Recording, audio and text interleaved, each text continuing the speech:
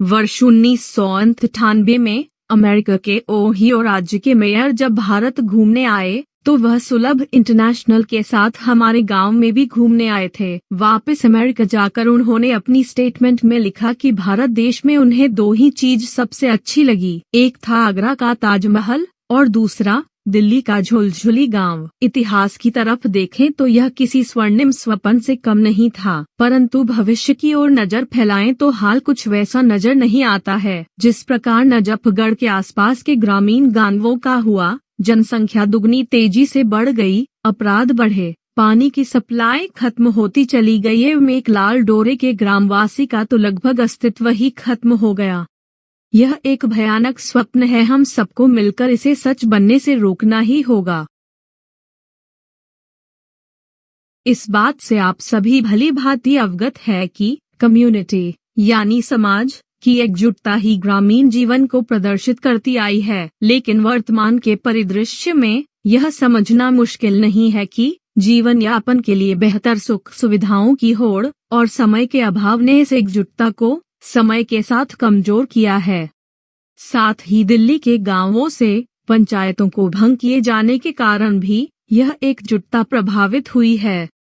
यदि किसी भी कार्य में गांव या समाज एक साथ मिलकर अपनी भागीदारी से किसी कार्य को पूरा करता है तो यह एकजुटता बढ़ती है, लेकिन शक्तियों के विकेंद्रीकरण से परे होकर सरकार द्वारा पुनः इन शक्तियों का केंद्रीकरण किया गया, जिससे यह एकजुटता कमजोर हुई है।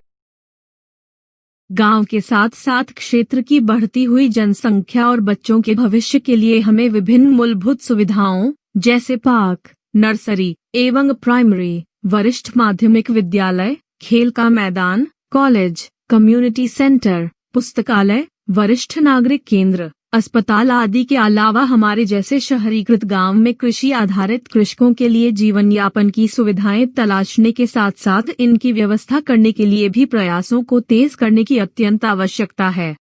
समय के साथ हमें यह समझना होगा कि यदि हमारे बच्चों को भी 50 किलोमीटर की यात्रा करके अच्छे विद्यालय और कॉलेज जाना पड़ेगा तो फिर हमने अपनी अगली पीढ़ी के भविष्य निर्माण में क्या योगदान दिया और हमारे पढ़ाई लिखाई के दौरान इतने कष्ट सहने का क्या फायदा हुआ। सरकारें आती है चली जाती है और हम ग्रामवासी रोड और नालियों से बढ़कर नहीं सोच पा रहे हैं। हमें एकजुट होकर इस सोच को बदलना होगा और अपनी आवाज बुलंद करनी ही होगी, अन्यथा शिक्षा ग्रहण करने के अलावा पूरी जिंदगी के निर्वहन में हमारे बच्चे भी वही कष्ट सहेंगे जो हमने सहे हैं। हमें अपनी ग्राम सभा भूमि में और इसके एवज में सरकार द्वारा कमाई करके एकत्र किए गए ग्राम सभा फंड के विषय में गौर से सोचने समझने की आवश्यकता है। दिल्ली जैसे शहर में पंचायतों के भंग किए जाने के पश्चात इन 30 वर्षों से ग्राम सभा की लीज का फंड करोड़ों में पहुंच गया होगा। कैसे? इसे ऐसे समझा जा सकता है। वर्ष 2008 में मलिकपुर गांव की 37 बीघे 12 बिस्वा यानी लगभग 8 एकड़ भूमि को प्रतिवर्ष 6 करोड़ 39 लाख में 25 वर्ष की लीज के लिए परिवहन विभाग को सौंपा गया था। यानी 25 वर्षों में सिर्फ 7 एकड़ भूमि के एवज में 150 करोड़ का फंड एकत्र हो जाना चाहिए। इससे यह अंदाजा लगाना उचित होगा कि अब तक दिल्ली के गांवों की ग्राम सभा भूमि का फंड कई हजार करोड़ रुपए हो गया हो।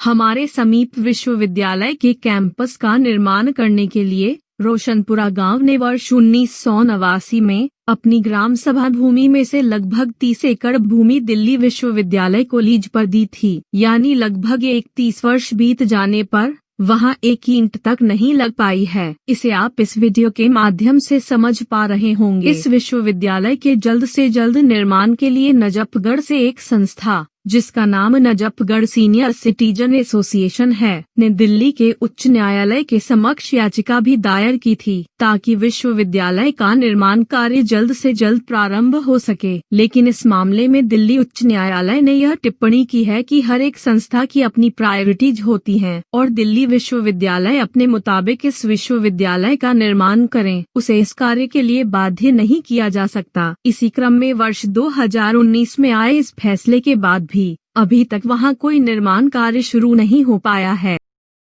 हाल ही में ऐसा ही एक किस्सा घुमनहेड़ा गांव की जमीन के साथ भी शुरू हुआ है। वहां भी लगभग 17 एकड़ भूमि डॉक्टर BR अम्बेडकर विश्वविद्यालय के लिए 2017 में आवंटित की गई है। हालांकि अभी तक उस विश्वविद्यालय को जगह का कब्जा नहीं मिल पाया है। यदि हम सब एक साथ होकर सवाल नहीं करेंगे तो शायद इसके निर्माण में भी 30 वर्ष तो कम से कम लगेंगे। इसके लिए हमने अपने स्तर पर प्रयास शुरू कर दिए हैं और इस कार्य को जल्द से जल्द संभव बनाने की हमारी पूरी कोशिश रहेगी। लेकिन सवालों को जिंदा रखने और उन्हें निरंतर उठाए जाने के लिए हमें प्रयासरत रहना पड़ेगा। और मेरी आप सभी से यही विनती है कि आप हर स्तर पर इन मुद्दों को उठाने में हमारी मदद करते रहें।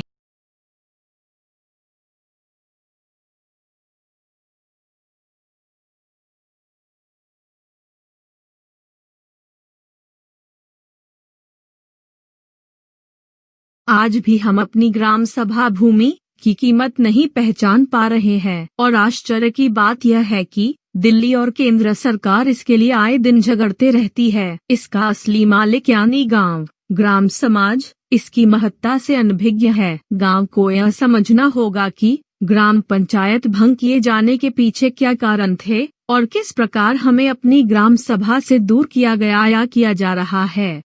माननीय सर्वोच्च न्यायालय के अनुसार ग्राम सभा भूमि गांव के ग्रामवासियों की साझी विरासत है और इस पर सर्वप्रथम गांव के ग्रामवासियों का ही अधिकार है। वर्ष 2011 में माननीय सर्वोच्च न्यायालय यह मान भी चुका है कि इसे सर्वप्रथम गांव के लिए इस्तेमाल किया जाना चाहिए। लेकिन क्या ऐसा हो पा रहा है?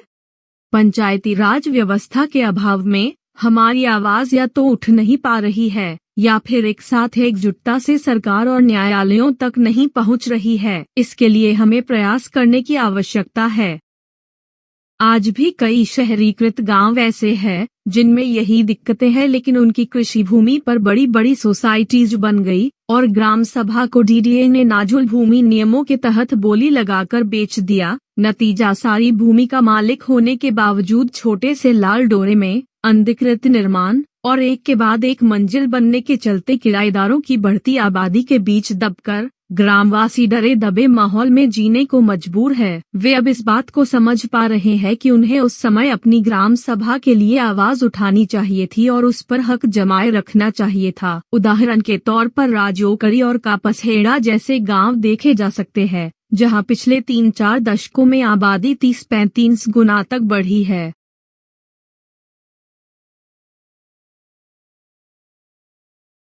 नमस्कार जी, मेरा नाम भोजा शेखर है।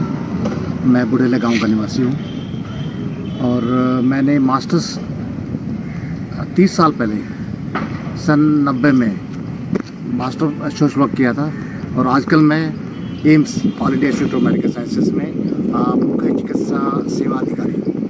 यहाँ मेरा पेशेंट वेलफेयर का काम और बुढ़ेला में रहते रहते मैं 5 वर्ष से ही रह रहा हूँ, अभी तक भी यहीं। इवन मैं एक जो दिल्ली में काम करते हुए मुझे वहाँ भी मकान मिल सकता था, लेकिन मैं अभी भी अपने ही जो प्रॉपर मेरा गांव है वहीं मैं रहता हूँ। और मैंने गांव के डेवलपमेंट गांव अभी तक मैंने बहुत सारे उतार चढ़ाव देखे, कैसे गांव में पहले क्या था अब क्या है। अभी भी जो पहले जो गांव फिर भी खुला था, हवा फ्रेश आती थी, एनवायरनमेंट क्लीन रहता था, लेकिन कुछ डेवलपमेंट तो हुए, विकासपुरी बन गई, आसपास गांव की लैंड एक्वायर किया, लेकिन गांव की लैंड को एक्वायर करके विकासपुरी बनी। विकासपुरी में तो काफ़ी डेवलपमेंट है, सब कुछ है, लेकिन दोनों में हम कंपेयर करें कि विकासपुरी और गांव बुढ़ेला में डेवलपमेंट में रात दिन का अंतर है। वहाँ आपको गार्बेज नहीं मिलेगा, यहाँ गांव के आसपास चारों तरफ गार्बेज मिलेगा। सड़कें जो खुली खुली होनी चाहिए वो खुली नहीं है सड़कें। कुछ गांव में ऐसी सड़कें हैं जहाँ फायर फाइटिंग गाड़ी नहीं आ सकती। बाई चांस कुछ एक्सीडेंट हो जाए, कुछ इमरजेंसी हो जाए, कुछ इंसिडेंट हो जाए तो फायर फाइटिंग गाड़ी नहीं आ सकती, एम्बुलेंस तक नहीं आ सकती। तो ये सारे ये है। और ये दिल्ली गवर्नमेंट को या सेंट्रल गवर्नमेंट को जो विकास होने चाहिए तो वो नहीं हो पाए। और ये सारा गाँव के लैंड में बसा हुआ विकास, और गाँव को क्या सुविधा दी, कुछ नहीं चाहिए। और गाँव बाकी ज़मीन होते हुए भी हम मेरे ख्याल से 100 एकड़ के आसपास हमारी ग्राम सभा की ज़मीन है, लेकिन अभी तक उसका ये भी नहीं पता लोगों को कहाँ है, किस जगह है वो। गवर्नमेंट ने कभी नहीं सोचा कि गांव के लोगों की इतनी ज़मीन है उसके के लिए ही कुछ स्कूल बन जाए, कॉलेज बन जाए, हॉस्पिटल बन जाए, डिस्पेंसरी बन जाए, लेकिन नहीं, कभी नहीं सोचा गवर्नमेंट ने किसी गांव के बारे में। तो उनका एक तरह का व्यवहार अच्छा नहीं होता। एक गांव के लोग हैं, सीधे साधे लोग हैं, गांव में रहने हैं, गांव का डेवलपमेंट नहीं करोगे तो कैसे शहर का डेवलपमेंट सही नहीं होगा। तरक्की दोनों तरफ से होती है।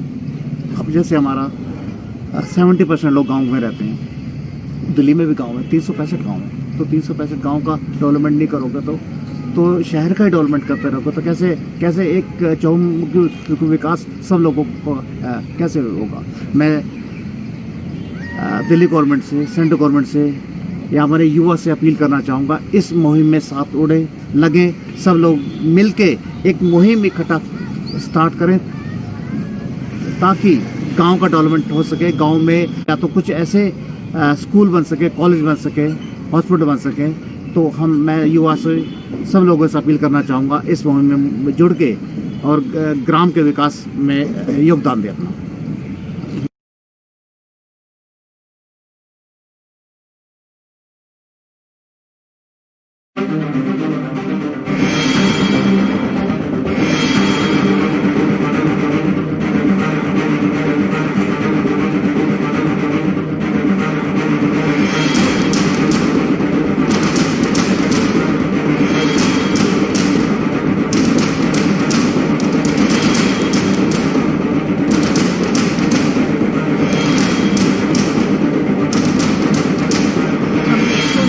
रिकॉर्ड खंगाले तो पता चला कि ग्राम पंचायतों द्वारा निरंतर अपने आवंटित कार्यों के उचित निपटान में विफल पाए जाने के कारण कुछ पंचायतों को भंग किया जा रहा था। फिर कुछ एक और ऐसे ही उदाहरण मिले और अंत में वर्ष 1990 में माननीय उपराज्यपाल महोदय ने दिल्ली की सभी पंचायतों को भंग कर उनके सभी अधिकार जिलाधिकारी और उनके अंतर्गत आने वाले अधिकारियों कर्मचारियों के सुपुर्द कर दिए।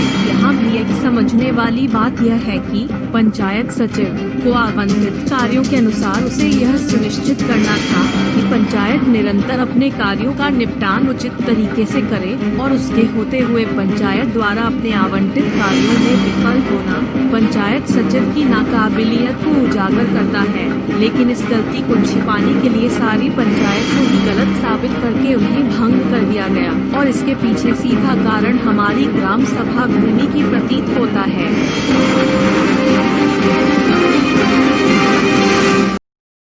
बढ़ती आबादी के साथ हमें यह भी समझने की आवश्यकता है कि क्या हमारे पास आने वाली पीढ़ी के जीवन यापन रहन सहन के लिए उतनी जमीन है जिस मात्रा में हमारे पूर्वजों ने हमारे लिए छोड़ी थी। हमारा लाल डोरा वर्ष 1973-74 में अंतिम बार बढ़ाया गया था। इसके पश्चात वर्ष 1996 में उपराज्यपाल महोदय ने दोबारा लाल डोरा बढ़ाने की प्रक्रिया अधिसूचित की, लेकिन न जाने किन कारणों से यह नहीं बढ़ पाया और वर्ष 2015 में इस प्रक्रिया को निरस्त कर दिया गया। इस विषय में आरटीआई के माध्यम से सूचना एकत्र करने का प्रयास जारी है।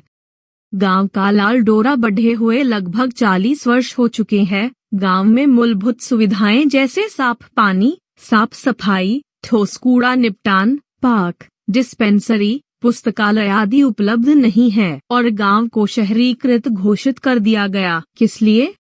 क्योंकि शहरीकरण के साथ गांव की ग्राम सभा केंद्र सरकार के निहित कर जाती है। लेकिन हमें यह समझना होगा कि इसका यह अर्थ बिल्कुल नहीं है कि केंद्र सरकार इसकी मालिक होगी। केंद्र सरकार को इसके रखरखाव की जिम्मेदारी सौंपी गई है, लेकिन इसका इस्तेमाल ग्रामवासियों के लिए ही होना चाहिए।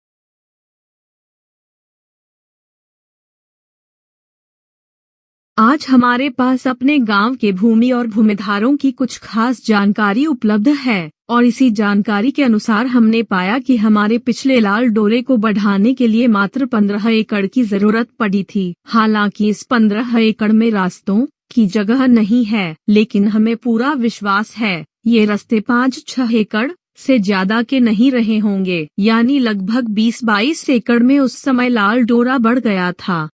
लेकिन आज लगभग 40 वर्ष बाद हालात लगभग उन दिनों जैसे ही है। 21% ग्रामवासियों के पास सिर्फ 50 गज से कम जगह है और इनके अलावा 38% ग्रामवासियों के पास 100 से 300 गज के बीच की जगह है।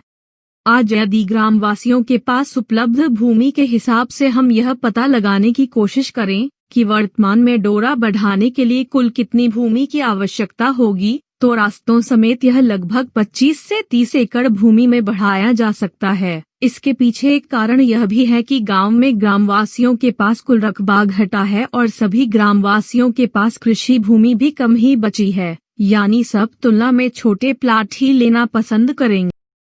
अब समझते हैं मास्टर प्लान 2021 में गांव के लिए क्या विकास रूपरेखा खींची गई थी। गांव के चारों ओर 100 मीटर का ग्रीन बफर या फैसिलिटी एरिया प्रस्तावित किया गया था, जिसे मंजूरी भी मिली। एल जोन के 52 गांव की भूमि को रेजिडेंशियल इस्तेमाल के लिए प्रस्तावित किया गया ताकि ग्रामवासियों की आर्थिक स्थिति में सुधार हो। साथ ही यह भी प्रस्तावित किया गया कि गांव का विकास प्लान इस तरह बनाया जाए ताकि गांव के आबादी क्षेत्र को भी इसमें शामिल किया जा सके। साथ ही हमारे गांव के पास 80 मिलियन गैलन प्रतिदिन की क्षमता वाला एसटीपी लगाया जाना प्रस्तावित किया गया था। नजफगढ़ झील का पुनर्विकास किया जाना प्रस्तावित किया गया था।